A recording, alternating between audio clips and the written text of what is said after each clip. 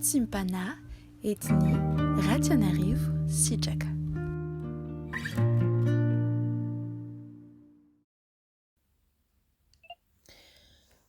Que la grâce, la paix de notre Seigneur Jésus-Christ nous soit adressée en ce samedi matin. Prions. Seigneur Jésus-Christ, merci de nous avoir permis de nous réveiller aujourd'hui, de nous permettre d'entendre, Seigneur, ta voix, d'entendre, Seigneur, tes paroles et ce que tu as à nous partager. Que ton Esprit Saint, Seigneur, demeure en nous pour qu'on puisse discerner ce qui est bon et juste et être guidé, Seigneur, par ton Saint-Esprit. En ton nom Jésus-Christ, nous prions. Alléluia. Amen. Nous allons ouvrir notre Bible dans Genèse chapitre 25. Genèse chapitre 25, versets 21 à 34. Genèse chapitre 25, versets 21 à 34. Il est écrit au nom de Jésus. Isaac implora l'Éternel pour sa femme car elle était stérile. Et l'Éternel l'exauça. Rebecca, sa femme, devint enceinte. Les enfants se heurtaient dans son sein et elle dit : « S'il en est ainsi, pourquoi suis-je enceinte ?» Elle alla consulter l'Éternel. Et l'Éternel lui dit : « Deux nations sont dans ton ventre, et deux peuples se sépareront au sortir de tes entrailles. Un de ces peuples sera plus fort que l'autre, et le plus grand sera assujetti au plus petit. » Les jours où elle devait accoucher s'accomplirent.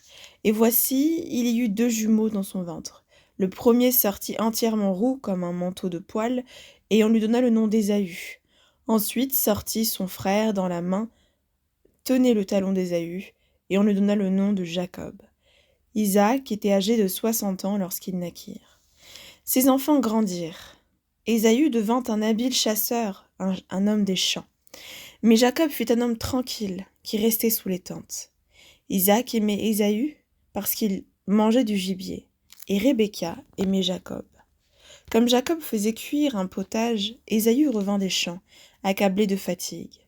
Et Ésaü dit à Jacob : « Laisse-moi, je te prie, manger de ce roux-là, car je suis fatigué. » C'est pour cela qu'on a donné à Ésaü le nom d'Édom. Jacob dit : « Vends-moi aujourd'hui ton droit d'aînesse. » Ésaü répondit : « Voici, je m'en vais mourir. À quoi me sert ce droit d'aînesse ?» Et Jacob dit : « Jure-le-moi d'abord. » Et il le jura. Et il vendit son droit d'aînesse à Jacob. Alors Jacob donna à Ésaü du pain et du potage de lentilles. Il mangea et but, puis se leva et s'en alla. C'est ainsi qu'Ésaü méprisa le droit d'aînesse. Amen. Aujourd'hui, le Seigneur souhaite nous enseigner sur le thème suivant : ne méprisons pas nos droits et bienfaits que Dieu nous donne. En effet, ici nous avons vu et entendu l'histoire de Ésaü et Jacob.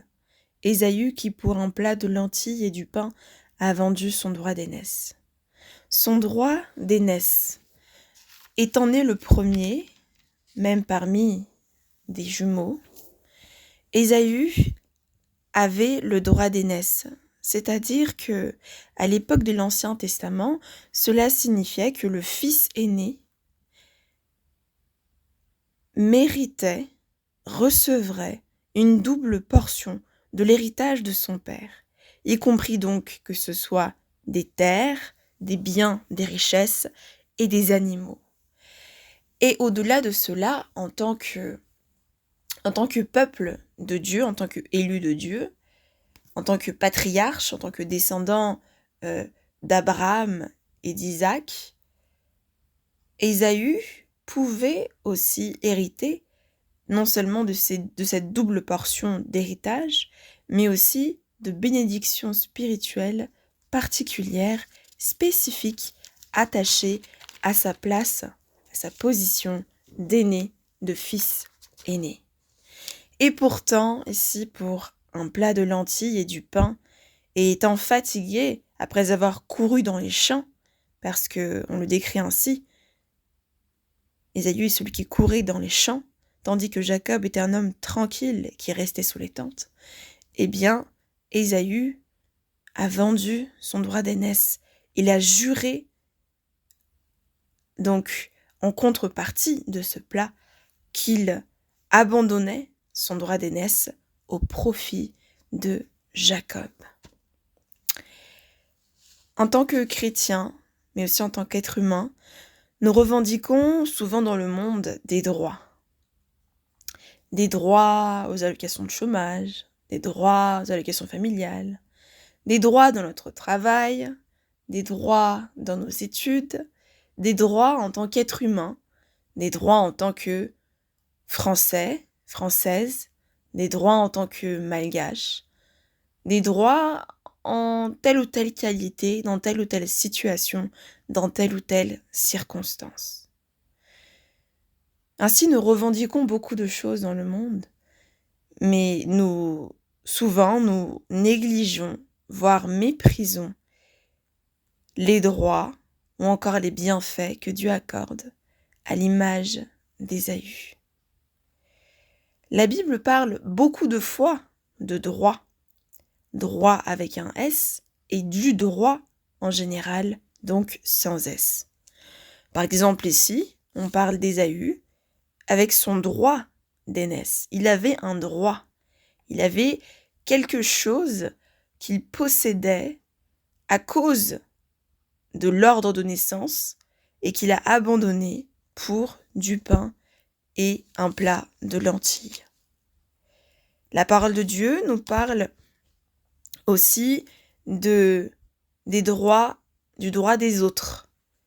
Ici aussi, par exemple, nous avons le droit d'Ésaü à l'encontre de Jacob. Et désormais, parce que Ésaü a donné son droit à Jacob, alors Jacob possède le droit d'aînesse quand bien même il est né en second. Et il y a aussi le droit de celles et ceux qui ne peuvent pas parler. Dans Proverbes, chapitre 31,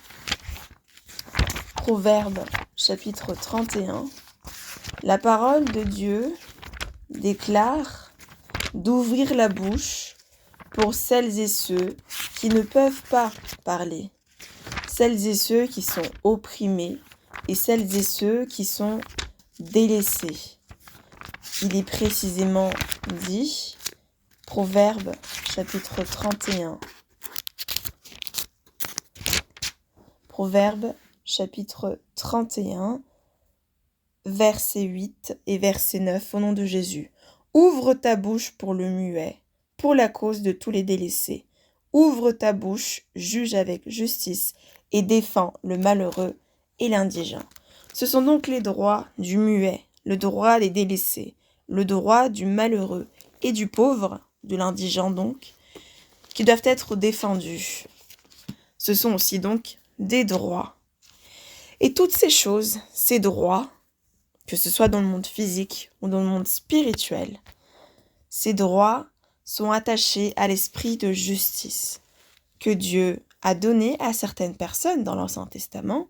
C'est pour ça qu'il est écrit par exemple au sujet de Déborah ou encore d'autres juges dans le livre des juges, que l'esprit de justice reposait sur eux.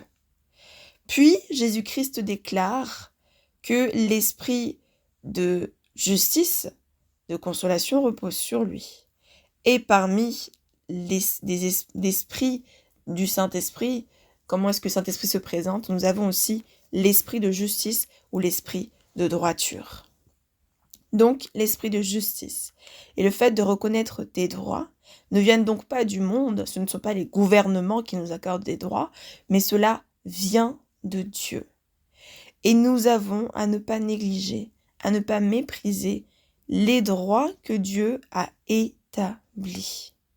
Le droit de Dieu est parfait.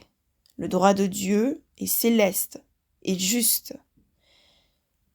Et nous avons à dire, à revendiquer ce qui est juste et ce qui est dû. Il est essentiel en tant que chrétien, en tant qu'enfant de Dieu, que premièrement, nous alignions nos pensées et notre cœur sur ce qui est juste selon Dieu. Deuxièmement, que nous cherchons à œuvrer pour établir la justice dans les situations que nous traversons, mais aussi dans les situations que peuvent traverser les personnes qui nous entourent. Exemple tout simple, nous prenons les transports en commun, nous voyons une situation d'injustice, il arrive que Dieu nous donne l'idée et le fait d'agir qu'il faut que nous disions ce qui est juste et ou que nous recherchions des gens qui peuvent rétablir ce qui est juste. Cela peut être des scènes de violence verbale, de violence physique, ou même parfois des délits qui peuvent être commis, par exemple des vols, etc. Eh bien, nous pouvons plus ou moins œuvrer pour ce qui est juste. Par exemple, comme statut de témoin face à un délit qui a été commis, ou encore en tant que personne intervenante, médiatrice, dans le cadre d'un conflit auquel nous faisons face. Et cela fonctionne dans toutes les situations que nous pouvons traverser ou vivre, quelle qu'elle soit. Et même si la situation semble être juste, il nous revient, nous avons la charge, en tant que chrétiens qui avons en nous l'esprit de justice, de décrypter si la situation est juste ou non. Par exemple, si nous traversons une situation personnelle ou familiale, je ne sais pas, nous avons un litige avec quelqu'un d'autre, ou encore nous avons des voisins qui ont des problèmes, je ne sais pas, avec l'immeuble ou avec l'appartement dans lequel ils habitent, eh bien, nous avons parfois à décrypter ce qui est juste ou ce qui est injuste et œuvrer pour que soit rétablie la justice aux yeux de Dieu. Ici, nous avons entendu l'histoire d'Ésaü qui a méprisé ses droits, son droit d'aînesse, qui lui donnait beaucoup d'avantages, beaucoup de bénédictions spirituelles et célestes dont il s'est privé en vendant son droit d'aînesse. Il méritait ce droit-là, mais il l'a revendu pour un plat. Nous également, chères familles en Christ, ne méprisons pas le droit que Dieu nous donne, tout d'abord, de nous lever face à toutes les injustices, de pouvoir être ferme face à ce qui nous est dû en tant qu'enfants de Dieu, à ce qui nous est dû en tant que citoyens, citoyennes, à nos droits, à ne pas laisser nos droits être lésés, ni le droit des autres être lésé, à ne pas fermer les yeux sur les injustices que peuvent traverser les autres, mais à dire et aussi à faire selon ce que le Saint-Esprit nous dit de faire pour que soit rétablie la justice et soient protégés les droits des personnes qui nous entourent. En effet, si nous sommes faits à l'image de Dieu, nous avons aussi reçu son esprit de justice et son esprit de force et de persévérance, qui nous permet donc de penser, de faire et d'agir selon la justice de Dieu et selon son audace parfois, et également sa puissance et sa force. Ne méprisons plus les droits que Dieu nous donne. Ne méprisons plus les bontés que Dieu nous donne. Parce que beaucoup de chrétiens encore aujourd'hui souffrent parce qu'ils n'ont pas saisi qu'ils avaient le droit de se dresser contre les injustices qu'ils pouvaient soit personnellement subir, soit familialement subir, soit soit ce que les gens autour d'eux peuvent subir. Et enfin, n'oublions pas de prier et d'œuvrer aussi pour le droit de tous les chrétiens dans ce monde qui subissent des persécutions à cause de leur foi en Jésus-Christ. Ainsi, chacun d'entre nous recevra ce que Dieu a promis, non seulement dans le monde spirituel, mais aussi dans le monde physique, car nous avons reçu l'autorité, la force et la puissance pour faire ce qui est juste. Prions. Seigneur Jésus-Christ, merci parce que tu nous enseignes ce matin, aujourd'hui, à ne pas mépriser les droits que tu nous donnes, à ne pas mépriser aussi le droit que tu établis et à ne pas mépriser ni négliger les bienfaits que tu nous accordes. Ô combien, Seigneur, si souvent, nous pensons que la solution est de laisser passer, de laisser couler. Nous pensons, et nous souffrons alors en silence. Nous pensons que ne rien dire est signe de paix, est signe de sérénité.